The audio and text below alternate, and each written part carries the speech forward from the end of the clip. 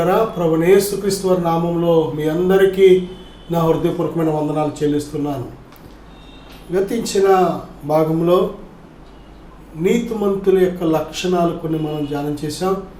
ఈ భాగంలో మరి నీతిమంతులుగా జీవించడం ద్వారా మనకు కలిగే అనేకమైన మేలులు, ఆశీర్వాదాలు ఏమిటి అనే విషయాలు మనం ధ్యానం చేయబోతున్నాం.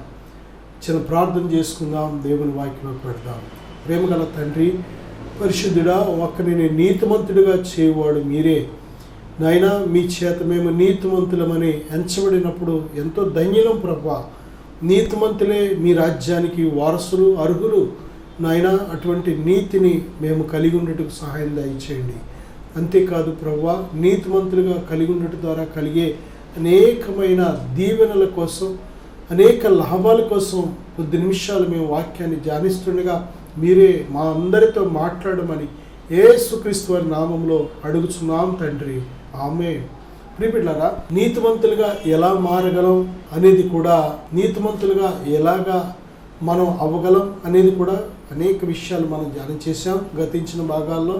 అలాగే మరి ఈరోజు నీతిమంతులుగా ఉండటం ద్వారా కలిగే అనేకమైన లాభాలు ఏంటి? ప్రియబిడ్డలారా, వాక్యాన్ని కానీ ఒకసారి మనం తెరిచినట్లయితే కీర్తన గ్రంథం 75వ అధ్యాయం 10వ వచనంలో నీతిమంతుల కొమ్ము హెచ్చించబడుతుందని వాగ్దానం దేవుడు చేశాడు. హెచ్చించబడతాం. దేవుని బిడ్డలారా, నీ యొక్క కొమ్ము అంటే జీవితం, కొమ్ము అంటే జీవితం. నీతిమంతుల జీవితాలు హెచ్చించబడతాయి. నీతిమంతులు ఎక్కడున్నా సరే వారు ప్రారంభంలో కొంచెము ఉంటారేమో, కానీ తర్వాత దేవుని చేత వారు హెచ్చించబడతారు. సామెతల గ్రంథం 10వ అధ్యాయం 16వ వచనంలో నీతిమంతుని కష్టార్జితము జీవదాయకము అనే మాట మనం చూస్తున్నాం.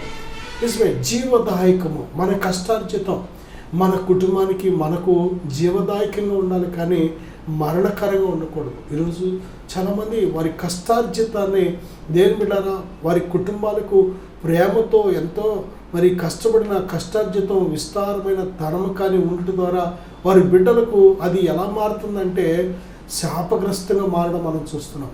ధనం వల్ల కుటుంబాలు చెడిపోవడం, ధనం వల్లే బిడ్డల భవిష్యత్తులు పాడైపోవడం మనం చూస్తున్నాం. ధనం వల్లే వారికి ఉన్న ధనము, వారికి ఉన్న సంపాదన వల్లే వారి యొక్క బిడ్డల భవిష్యత్తులు పక్కదారి వెళ్ళిపోవడం మనం చూస్తున్నాం. చాలా కుటుంబాలు కలహాలకు కారణం ధనమే. ధనము సమస్తమైన కీడులకు మూలమని వాక్యం చెప్పిన రీతిగా దేవుని బిడ్డలారా, ఈ యొక్క ధనమే అనేక సమస్యలను పుట్టిస్తుంది.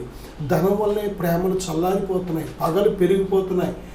ప్రియబిడ్డలారా, ఈ ధనము వల్లే చాలా మంది జీవితాలు విసిగిపోతున్నాయి. కారణం ఏంటంటే క్రొత్త సమస్యలను ధనము సృష్టిస్తుంది. ప్రియబిడ్డలారా, నీతిమంతుని యొక్క కష్టార్జితం అది కొంచెమైనా సరే అది లాభదాయకం, జీవదాయకం, మేలుకరం, ఆశీర్వాదం. కనుక నీతిమంతుని కలిగింది కొంచెమైనా సరే అది శ్రేష్టం. అది నీతిమంతుని కష్టార్జితాన్ని దేవుడు ఆశీర్వదిస్తాడు. నీతిమంతుడు కడుపు నిండా భోజనం చేయడానికి కావలసిన సమృద్ధిని దేవుడు ఇస్తాడు. నీతిమంతునికి ఏ కొదువులున్నా అన్నీ దేవుడు తన మహిమలోంచి అన్నీ తీర్చుకుంటూ వస్తాడు. కనుక దేవుని బిడ్డలారా, నీతిమంతుడికి కలిగిన ఆ యొక్క మరి ఏదైనా సరే తనకు జీవదాయకమని బైబిల్ వాగ్దానం చేస్తుంది. భక్తిహీనుల కష్టార్జితం వారికి నష్టాన్ని, కష్టాలను తీసుకొస్తుందని బైబిల్ చెబుతుంది. సామెతల గ్రంథం 10వ అధ్యాయం 25వ వచనంలో నీతిమంతుడు నిత్యము నిలిచి కట్టడము వలె ఉన్నాడు. నిత్యము నిలిచి కట్టడం మనం చూస్తూ ఉంటాం. కొన్ని వందల సంవత్సరాల క్రితం కట్టిన కట్టడాలు, భవనాలు, నిర్మాణాలు చూస్తూ ఉంటాం. చాలా నిర్మాణాలు కొత్తగా కట్టిన భవనాలు కూడా కొన్ని కట్టిన సంవత్సరాల్లోపే, 10-20 సంవత్సరాల్లోపే అవి బీట్లు ఇవ్వడం, లేకపోతే ఒరిగిపోవడం, లేక కూలిపోవడం, లేకపోతే అనేక రకాల లీకేజీలు రావడం, అనేక రకాల కంప్లైంట్లు రావడం మనం చూస్తూ ఉంటాం. కానీ దేవుని బిడ్డలారా, చాలా పూర్వకాలం నుంచి ఉన్న భవనాలు అవి చెక్కు చెదరకుండా ఇప్పటికీ కూడా మనుషులు నివాసం చేయడానికి మరి చక్కగా అనువుగా ఉండడం మనం చూస్తున్నాం. కారణం ఏంటంటే ఇక్కడ ఇది దేని అర్థం, ఈ కట్టడాల గురించి దేవుడు ఎందుకు చెప్తున్నాడో, నీతిమంతుడు నిత్యము నిలిచి కట్టడం వలె ఉంటాడని దేవుడు చెప్పిన ఈ వాగ్దానం ఎంత గొప్పదంటే, దేవుని బిడ్డలారా, మరి నీతిమంతుడు నిత్యము నిలిచి కట్టడం వలె ఉంటాడు. కారణం ఏంటంటే నీతిమంతుని చుట్టూ పరలోకపు కంచె, పరలోకపు కాపుదల, పరలోకపు భద్రత దేవుడు దయచేస్తున్నాడు. దేవుని బిడ్డలారా, దేవుని యొక్క సహాయం లేకుండా, దేవుని కాపుదల లేకుండా, దేవుని భద్రత లేకుండా ఏమాత్రము ఈ భూమి మీద క్షేమంగా మనం బ్రతకలేము. ఒక వ్యక్తి క్షేమంగా ఈ భూమి మీద బ్రతకాలి అంటే తప్పనిసరిగా దేవుని సహాయం కావాలి. కనుక నీతిమంతులకు సహాయకుడు దేవుడే కనుక, నీతిమంతులను రక్షిస్తున్న దేవుడే కనుక, నీతిమంతుల్ని భద్రపరుస్తున్న దేవుడే కనుక తన జీవితం, తన కుటుంబం ఎలాగుంటుందంటే నిత్యము నిలిచి కట్టడం వలె ఉంటుంది. ఈరోజు దేవుని బిడ్డలారా, మనం నేర్చుకొస్తున్న పాఠం ఏంటంటే ఈ భూమి మీద ఉన్న మనం అందరము కూడా తప్పనిసరిగా దేవుడిచ్చే కాపుదల, భద్రత మనం కోరుకోవాలి. ఎందుకంటే మరి శత్రువైన సాతాను, అపవాదిని ఒకసారి దేవుడు అడుగుతాడు, ఏమనంటే నువ్వు ఎక్కడి నుంచి వచ్చావు ఈ పరలోకం అంటే, భూమి మీద ఇటు అటు తిరుగుతూ వచ్చానంటాడు. అంటే ఈ భూమి మీద నిత్యము కూడా వాడుకున్న సమయం కొంచెమని, ఎవరిని మృంగుదునని శత్రువైన సాతాను, అపవాది తిరుగుచు వాడు చాలా భయంకరమైన ప్రయత్నం వాడు చేస్తున్నాడు. మనలను మింగాలని, మనను పడగొట్టాలని, మనను పాడు చేయాలని, దేవుని పిల్లలను ఏ విధంగానైనా సరే వారిని వెనుకకు దిగజార్చాలని, వారిని చల్లార్చాలని, వారి దేవునితో ఉన్న సంబంధం నుంచి మరి దూరం చేయాలని వాడు సమస్త విధాలుగా వాడు ప్రయత్నం చేస్తున్నాడు. కనుక నా సహోదరుడు, ఆ సహోదరి, ఈ భూలోకం అంతా కూడా మరి ఒక డేంజర్ జోన్గా మనం చెప్పవచ్చు. ఎందుకంటే ఎఫెసీ పత్రిక 6లో ఏమనుందంటే, మనము పోరాడుచున్నది శరీరాలతో కాదు కానీ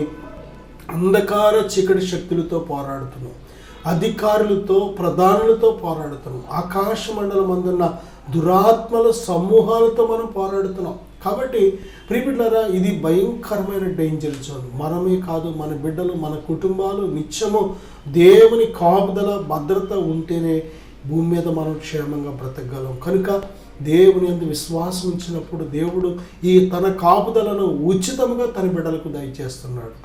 కనుక ఇక్కడ నీతిమంతుని కలిగే ఉన్నతమైన దీవెన, ఆశీర్వాదం ఏమిటంటే నిత్యము నిలిచి కట్టడం వలె నీతిమంతుడు ఉంటాడు. సామెతల గ్రంథం 10వ అధ్యాయం 30వ వచనంలో, నీతిమంతుడు ఎన్నడను కదిలింపబడడు. ఎంత గొప్ప ఉన్నతమైన వాగ్దానాలు దేవుడు దయచేస్తున్నాడో ఒక్కసారి ఆలోచన చేయండి.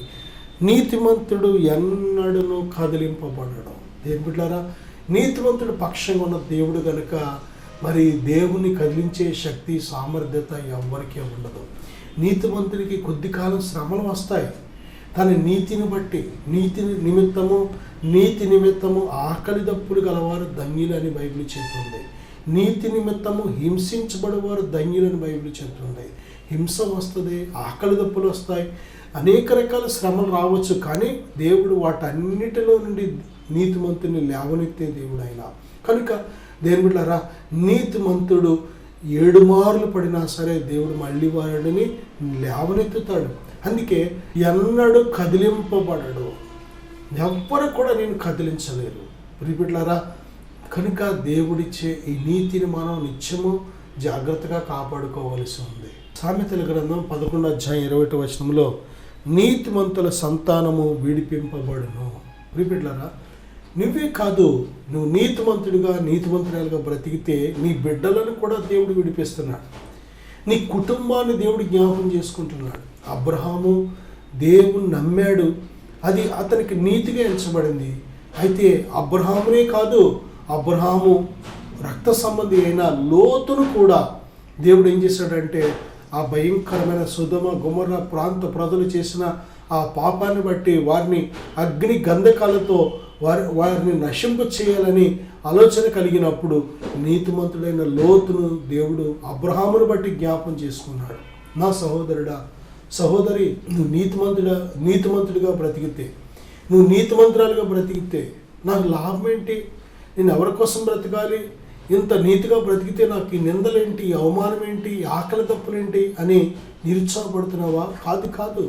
నీ నీతికి తగిన గొప్ప ప్రతిఫలం ఇచ్చే దేవుడు ఉన్నాడు. నీతిమంతులకు మరి కొండంత అండగా సహాయం చేసే దేవుడు ఉన్నాడు. నీ నీతికి తగిన గొప్ప ప్రతిఫలం ఇచ్చే దేవుడు ఉన్నాడు. మర్చిపోవద్దు. మనుషులు నీ నీతిని చూడలేకపోవచ్చేమో, మనుషులు నీ నీతిని గుర్తించలేకపోవచ్చేమో, మనుషులు నీ నీతికి తగినట్టు నీకు కావలసిన ఆదరణ ప్రోత్సాహం ఇవ్వలేకపోవచ్చేమో, కానీ నీతిమంతులకి నిత్యము ఆధారమైన దేవుడు ఉన్నాడు. వారి నీతికి తగినట్టు గొప్ప గొప్ప ఉన్నతమైన బహుమానాలు, గొప్ప జీతాన్ని ఇచ్చే దేవుడు ఉన్నాడు. ఈ విషయాన్ని మర్చిపోవద్దు. దేని బిడ్డారా, నీతిమంతుడు వర్ధిల్లుట, సామెతల గ్రంథం 11:10 నీతిమంతుడు వర్ధిల్లుట పట్టణానికి కూడా సంతోషకరమంట. చాలాసార్లు దుష్టులు వర్ధిల్లుతూ ఉంటారు. పట్టణంలో చాలామంది భయపడుతూ ఉంటారు, అయ్యో ఇలాంటోడు, ఇలాంటోళ్ళు అని. దేని బిడ్డారా, వాళ్ళు ఉన్నతమైన స్థాయికి ఎదుగుతుంటే, వాళ్ళు వర్ధిల్లుతూ ఉంటే, ఎవరంటే దుష్టులు, దుర్మార్గులు, బలాత్కారులు, భక్తిహీనులు, అవిశ్వాసులు, తిరుగుబాటుదారులు, అలాంటి వారు వర్ధిల్లేరు అనుకోండి, పట్టణం అంతా భయపడుతూ ఉంటుంది, కలవరపడుతూ ఉంటుంది. అయ్యో ఇలాంటోడు పైకి వస్తున్నాడు ఏంటి, ఇలాంటోడు గొప్పవాడు అయిపోతున్నాడు ఏంటని. కానీ నీతిమంతుడు వర్ధిల్లినప్పుడు గొప్ప సంతోషం కలుగుతుంది. నిన్ను బట్టి దేని బిడ్డ, ఒక నీతిమంతుడు ఒక పట్టణంలో వర్ధిల్లుతున్నాడు అంటే ఆ పట్టణస్తులు అందరి దీవెన బిడ్డ మీదకి వస్తూ ఉంటుంది. ఆ పట్టణస్తులు అందరి చేత గొప్ప మన్నలు పొందుతూ ఉంటాడు. ఆ పట్టణంలో ఉండే ప్రతి ఒక్కరు కూడా నిజంగా చాలా సంతోషిస్తూ ఉంటారు. నీతిమంతుడు వర్ధిల్లుట పట్టణానికే సంతోషకరం. చూసారా, నీతిమంతులుగా ఉంటే ఎంత గొప్ప ఉన్నతమైన దీవెనలు, ఎంత గొప్ప ఉన్నతమైన ఆశీర్వాదాలు దేవుడు దయచేస్తున్నాడు. సామెతల గ్రంథం 11:8 నీతిమంతులు చిగురాకు వలె వృద్ధి నొందుదురు. దేని బిడ్డ, నీతిమంతులు చిగురాకు వలె వృద్ధి నొందుదురు.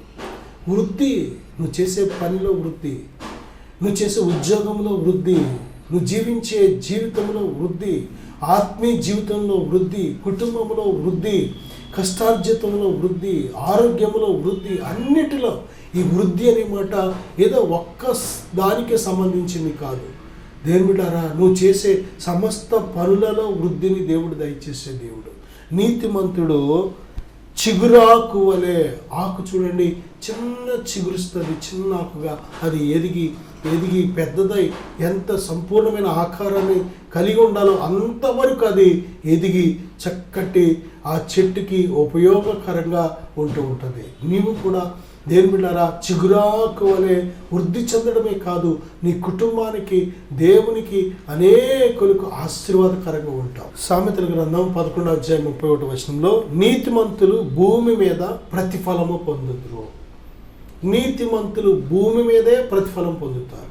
దేవుని బిడ్డారా, చాలాసార్లు మనకే నీతి నిమిత్తం ఏదైనా శ్రమ ఎదురైనప్పుడు ఒక ప్రశ్న మనకు ఎదురవుతూ ఉంటుంది. చాలాసార్లు మనలను మనం అనుకుంటూ ఉంటాం, ఇంకెప్పుడు నాకు నా నీతికి తగిన ప్రతిఫలం ఎప్పుడు ఇస్తాడు దేవుడు? నేను చనిపోయిన తర్వాత ఇస్తాడా?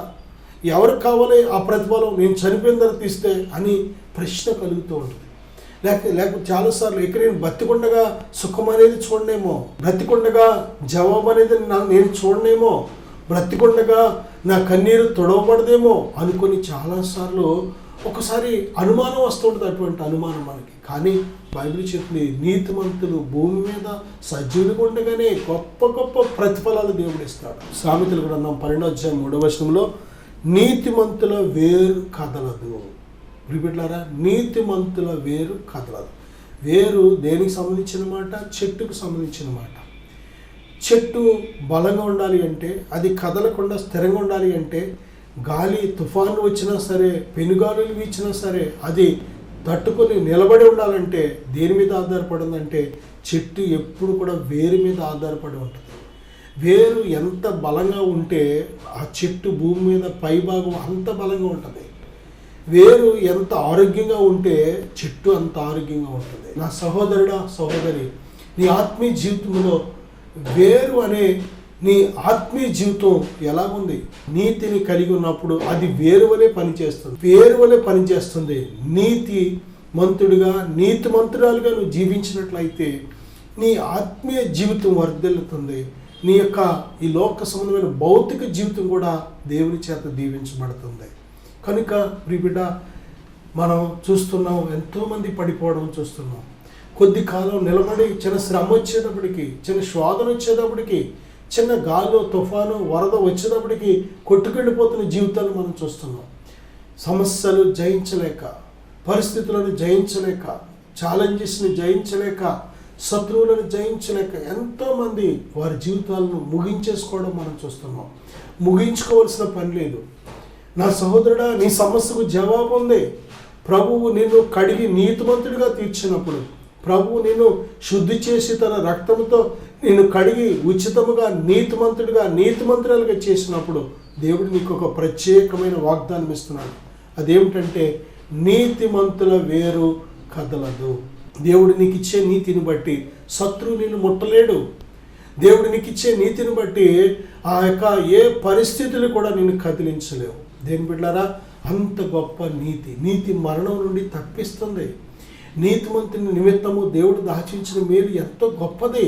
కనుక ఈ నీతిని మనం కలిగి ఉండేవారిగా ఉండాలి.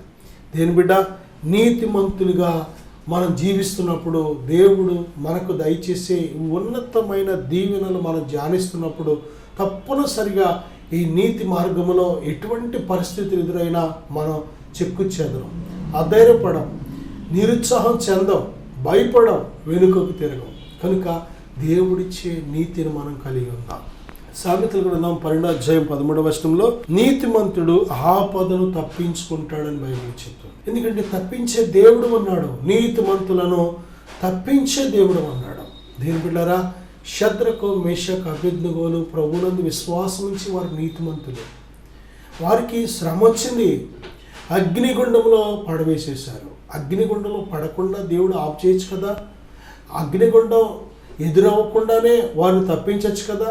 దేవుడు తప్పించే మార్గాలు కొన్నిసార్లు అగ్నిగుండం రాకుండానే, అగ్నిగుండం వైపు నువ్వు వెళ్లకుండానే తప్పిస్తాడు. ఇదొక రకమైతే, రెండో రకం దేవుడు చేసే కార్యాల్లో రెండో రకం ఏంటంటే, అగ్నిగుండంలోకి నీతో పాటు వచ్చి నువ్వు కాలకుండా జాగ్రత్త తీసుకుంటూ ఉంటాడు. నీ ప్రాణం పోకుండా జాగ్రత్త తీసుకుంటూ ఉంటాడు.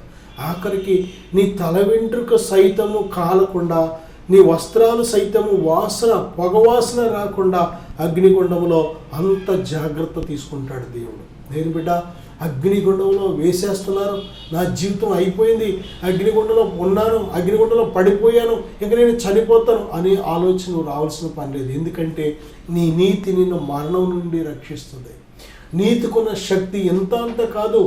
అది ఎటువంటి అగ్ని లాంటి శ్రమ అయినా సరే దేవుడు నీతిమంతుల పక్షంగా ఉండి ఆ ముగ్గురితో నాలుగో వారు ఎలాగైతే ఉన్నాడో ఈరోజు నీతో కూడా అగ్ని లాంటి శ్రమలో నీకు తోడుగా ఉండి నీకు సహాయం చేయాలని దేవుడు ఆశపడుతున్నాడు. అందుకే దేవుని బిడ్డ, ఈ నీతిని మనం కలిగి ఉండాలి. ప్రభు ఇచ్చే నీతిని మనం కలిగి ఉండాలి. సామెతల గ్రంథం 13:9 నీతిమంతుల వెలుగు తేజరిల్లును. దేని బిడ్డారా, నీతిమంతుడు జీవితం వెలుగుతో దేవుడు పోలుస్తున్నాడు. నీతిమంతుని జీవితం వెలుగుతో తేజరిల్లడం అంటే నీతిమంతుడు అన్ని విషయాల్లో కూడా వర్ధిల్లడం అనేది ఈ లోకం చూస్తుంది. నీతిమంతుడు ఈ లోకానికి ఒక సాక్షిగా ఉంటాడు. దేవుడు నీతిమంతుడి పక్షంగా ఉండి నీతిమంతుడిని ఆయన నామానికి మహిమ కలిగిన ఒక సాక్షిగా, తన నామానికి మహిమ తెచ్చుకోవడానికి ఒక పాత్రగా నిలబెట్టి ఆశీర్వదిస్తూ ఉంటాడు. అందుకే నీతిమంతుడు ఎలాగుంటాడంటే తేజరిల్లుతూ ఉంటాడు. తన వెలుగు అంటే తన క్రియలు. దేని బిడ్డారా, ప్రభు చెప్తున్నారు, మీరు లోకమునకు వెలుగై ఉన్నారు. జనులు మిమ్మల్ని చూచి పరలోకముందున్న మీ తండ్రిని మహిమపరిచినట్లు వారి ఎదుట మీ నీతి కార్యము చెయ్యమని ప్రభు చెప్తున్నారు. మన కార్యాల ద్వారా, మనము మన యొక్క వ్యక్తిగత జీవితం ద్వారా, మన ప్రతి ప్రవర్తన ద్వారా, మనం చేసే మంచి నీతి క్రియల ద్వారా మన యొక్క వెలుగు, మనలో ఉండే ప్రభుని యేసుక్రీస్తు వారి యొక్క వెలుగు ఆ క్రియల రూపంలో మనుషులు చూస్తున్నప్పుడు దేవుని నామం మహిమపరచబడుతుంది. వారు దేవుని తెలుసుకోగలుగుతారు. ఆ మంచి క్రియలు మన యందు బయలుపరచబడడానికే దేవాది దేవుడు నిన్ను నీతి సాధనంగా ఏర్పాటు చేసుకున్నాడు. దేని బిడ్డ, దేవుడు నీకు ఇచ్చిన నీతి ఎందుకో తెలుసా? నిన్ను ఒక సాధనంగా నిలబెట్టి వాడుకోవాలని, తన నామానికి మహిమ తెచ్చుకోవాలని. కనుక ఇంత గొప్ప ఈ నీతిని మనం విడిచిపెట్టకూడదు. నీతిమంతునికి కలుగు శ్రమలు అనేకములు అయినను యెహోవా వాటన్నిటిలో నుండి వారిని విడిపించిన వాగ్దానం చేశాడు. కనుక దేవుడిచ్చిన నీతిని మనం పట్టు. నేను మీకోసం చిన్న ప్రార్థన చాలా ఆశపడుతున్నాను. కళ్ళు మూసుకుందాం. పరిశుద్ధుడా ఘనమైన తండ్రి, మీరిచ్చే నీతి కలిగి ఉండటకు సహాయం దయచేయండి నాయన. ఈ నీతివంతమైన జీవితం ద్వారా మా జీవితాల్లో కలిగే అనేకమైన మేళ్ళు ఉపకారాలు నాయన ధ్యానం చేశాం ప్రభువా. ఇదిగో ఈ ప్రాంతంలో ఏకీపిస్తున్న ప్రతి బిడ్డను దీవించండి, ఆశీర్వదించండి, బలపరచండి, క్షేమము దయచేయమని యేసుక్రీస్తు నామములో ప్రార్థిస్తున్నాను తండ్రి. ఆమేన్. God bless you.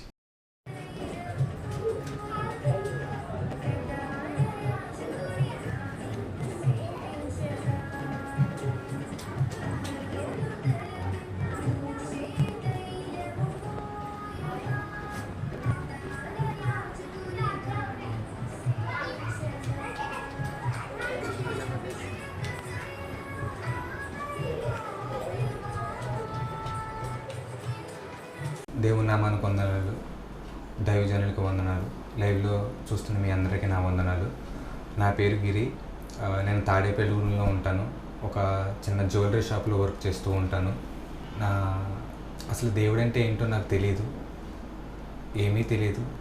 ఫస్ట్లో నా పాత జీవితం చాలా దారుణంగా ఉండేది. దేవుని యందు భయభక్తులు లేకుండా ఏమీ లేకుండా ఉండేవాడిని నేను.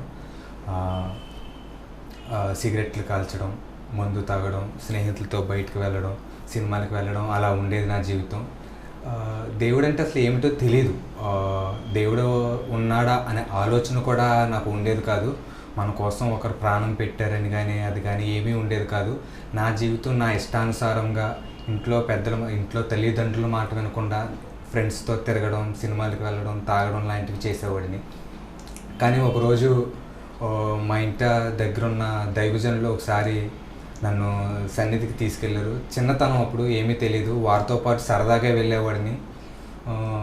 వెళ్ళేవాడిని కానీ అంత చిన్నప్పుడు కదా, అసలు ఏమీ తెలిసేది కాదు. వెళ్ళేవాడిని, వచ్చేవాడిని. కానీ అలా చిన్నతనంలో దేవుని దగ్గరికి వెళ్ళడం, వాక్యం వినడం ద్వారా ఏమో కానీ వెళ్ళేవాడిని. 1 సంవత్సరం అలా వెళ్ళేవాడిని. తర్వాత నేను దేవునికి చాలా దూరం అయిపోయాను. చిన్న కారణాల వల్ల హైదరాబాద్ వెళ్ళాను. హైదరాబాద్ వెళ్ళడం వల్ల ఇంకా దారుణమైన స్థితికి నేను వెళ్ళిపోయాను. సిగరెట్లు కాల్చడం, సినిమాలు చూడడం వంటివి దేవుడికి పూర్తిగా వ్యతిరేకంగా ఉండేవాడిని. కానీ ఒకరోజు నా మనసుకు అనిపించింది, నువ్వు చర్చికి వెళ్ళేవాడివి, బైబిల్ చదివేవాడివి, దేవుని వాక్యం వినేవాడివి కదా, ఏమైందని నా మనసుకు అనిపించేది. అది నేను లెక్క చేసేవాడిని కాదు.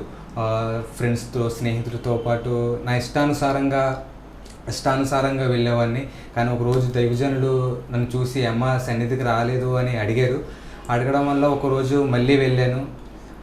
కానీ అలాగా అటువైపు ఉంటూ వాళ్ళకి తెలియకుండా, ఎవరికీ తెలియకుండా సన్నిధికి వెళ్ళామన్న పేరుకే కానీ నా ఇష్టానుసారంగా ఉండేది జీవితం. కానీ ఒకరోజు దేవుడు నాతో మాట్లాడాడు వాక్యం ద్వారా.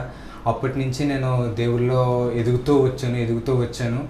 నేను 4 సంవత్సరాల క్రితమే నేను రక్షణ పొంది 4 సంవత్సరాలు అవుతుంది. అప్పటి నుంచి నేను దేవుళ్ళో ఎదగడం ప్రారంభించాను. నేను 2021 సంవత్సరం నవంబర్ 26 రక్షణ పొందాను. దేవుడు నాకు మంచి రక్షణనిచ్చాడు. దేవుడు అనేక కార్యాలు నా జీవితంలో దేవుడు చేశాడు. రక్షణ పొందిన ముందు నా జీవితం చాలా దారుణంగా ఉండేది. స్నేహితులతో బూతులు మాట్లాడడం కానీ, లేకపోతే స్నేహితులతో తిరగడం కానీ మరీ దారుణంగా ఉండేది నా జీవితం. స్నేహితులతో కలిసినప్పుడు సిగరెట్లకి డబ్బులు లేకపోతే మేము ఒక చోటన సిగరెట్లు కాల్చేవాళ్ళం. అక్కడ అగ్గిపెట్టెలతో పాటు సిగరెట్లు కాల్చేసాక చిన్న చిన్న ముక్కలు వదిలేస్తాం కదా, డబ్బులు లేనప్పుడు అవి ఏరుకొని మరీ సిగరెట్లు కాల్చేంత దీనమైన స్థితిలోకి నేను వెళ్ళిపోయాను.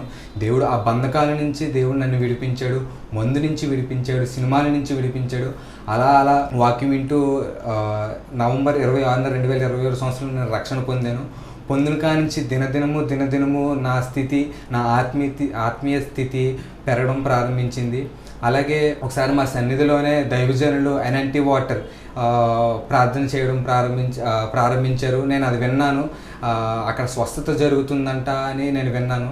ఆ రోజు నేను ఎన్ఎన్టింగ్ వాటర్ ప్రార్థన చేసే రోజు నేను వెళ్ళిన రోజు నాకు ఇప్పటికీ ఇంకా నా మనసులో ఉంది. దేవుడు ఆయన ఆత్మతో నింపడం నేను ఇప్పటికీ గుర్తుంచుకున్నాను. అది మొదటిసారిగా నా జీవితంలో జరగడం వలన నేను ఇప్పటికీ నా మనసులో ఉండిపోయింది. దైవజనులు అలా చెయ్యి మీద పెట్టి ప్రార్థన చేస్తున్నప్పుడు నేను కళ్ళు మూసుకున్నాను. ఇది నా మొదట దేవుడు నన్ను తాకిన స్థితి ఇప్పటికీ నా మనసులో ఉంది. ఆయన చెయ్యి పెట్టి ప్రార్థించినప్పుడు దేవుడు ఆయన ఆత్మతో నింపాడు. అది మీకు చెప్పడానికి ఎలా అంటే, నడినెత్తి నుంచి అరికాలు వరకు మనకి నీటి బిందువు ఇక్కడ వేస్తే ఎలా అయితే కిందకి జారుకుంటా వస్తుందో ఆ బటన్ వేలు వరకు, అలా ఆయన ఆత్మతో నింపడం నేను గ్రహించాను. అప్పటి నుంచి నా ఆత్మీయ స్థితి దినదినము అభివృద్ధి చెందింది. అలాగే 2 సార్లు అనెంటింగ్ వాటర్తో నన్ను ప్రార్థన చేశారు. మొదటిసారిగా అలా అభిషేకంతో నింపేడు దేవుడు. రెండవసారి ప్రార్థన చేస్తున్నప్పుడు మన చీకటి గదిలో ఉన్నట్టుండి స్విచ్ చేస్తే ఒకేసారి వెలుగు ఎలా వస్తుందో అలా నా కనులకు అలా అనిపించింది. చుట్టూరు చీకటి, ఒక్కసారిగా మన చీకటి గదిలో పెట్టేసి ఎలాగైతే స్విచ్ ఆన్ చేస్తామో లైటు, ఎలాగైతే ఒకేసారి వెలుగు వస్తుందో అలా వెలుగు వస్తుంది. ఆ 2 సార్లు ఎనైటింగ్ వాటర్ ద్వారా నేను దేవుళ్ళో ఆయన నాతో ఉండడం గ్రహించాను. అప్పుడు లైవ్లో చూస్తున్న మీ అందరికీ నా వందనాలు. నా పేరు గిరి. నేను తాడేపల్లిలో ఉంటాను. ఒక చిన్న జ్యువెలరీ షాప్లో వర్క్ చేస్తూ ఉంటాను. నా ఆత్మీయ జీవితంలో దేవుడు ఎన్నో కార్యాలు చేశాడు, ఎన్నో అద్భుతాలు చేశాడు. నేను దేవుళ్ళలోకి వచ్చిన తర్వాత మామూలుగా నేను రక్షణ పొందినప్పుడు నా బంధువులు అందరూ నన్ను దూరం చేశారు, నా స్నేహితులు అందరూ నన్ను దూరం చేశారు. కానీ ఆయన ప్రేమ నన్ను ఎంతగానో ఆదరించింది, ఎంతగానో నన్ను ఆదరించి దగ్గరికి తీసుకుంది. ఎంతోమంది ఎందుకురా అలా చేస్తున్నావు, ఇలా చేస్తున్నావు అని ఎంతోమంది నన్ను నలుగురిలో అడిగారు, ఇంటికి పిలిచి కౌన్సిలింగ్ ఇచ్చారు. ఎంతోమంది ఎన్నో విధాలుగా ఇబ్బంది పెట్టారు, అందరూ దూరం చేయడం. కానీ అప్పుడు నేను ఎంతో బాధపడ్డాను. కానీ దేవుడు నన్ను ఎంతగానో ఆదరించాడు. ఆయన నా మనసు ఎంతో తేలికపరిచాడు. అనేకమైన సార్లు ఒక్కొక్కసారి కొంతమంది మనుషులు దూరం చేస్తున్నప్పుడు కూడా ఎంతో బాధపడేవాడిని. కానీ ఆయన చూపించిన ప్రేమ ముందు నాకు ఏమేమి సరిపోలేదనిపించింది. కానీ దేవుడు నా జీవితంలో ఎన్నో కార్యాలు చేశాడు, ఎన్నో అద్భుతాలు చేశాడు. నా మనసు అప్పటి నుంచి నెమ్మదిగా ఉంది. దేవుడు అనేక కార్యాలు నా జీవితంలో చేశాడు. ఇప్పుడైతే ఇదివరకైతే బాధపడేవాడిని, కానీ ఇప్పుడైతే దేవుడు నా జీవితంలో వచ్చిన తర్వాత ఎవరి గురించి కానీ బాధ కానీ ఎటువంటి కానీ ఏమీ లేదు. దేవుడితో నేను ఆత్మీయంగా ఎంతో ఆయనతో పాటు నడుస్తున్నాను.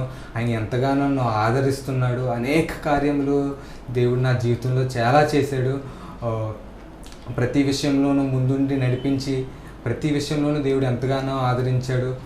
రక్షణ తీసుకున్న సమయంలో తినడానికి లేకపోయినా అసలు ఏది చేయాలన్నా ఇబ్బందిగా ఉండేది. అందరూ నన్ను వేరుగా చూసేవారు. సోమవారం నుంచి శనివారం వరకు ఎన్ని మాటలు విన్నా ఆదివారం మటుకి దేవుని వాక్యంతో నన్ను ఎంతగానో ఆదరించాడు.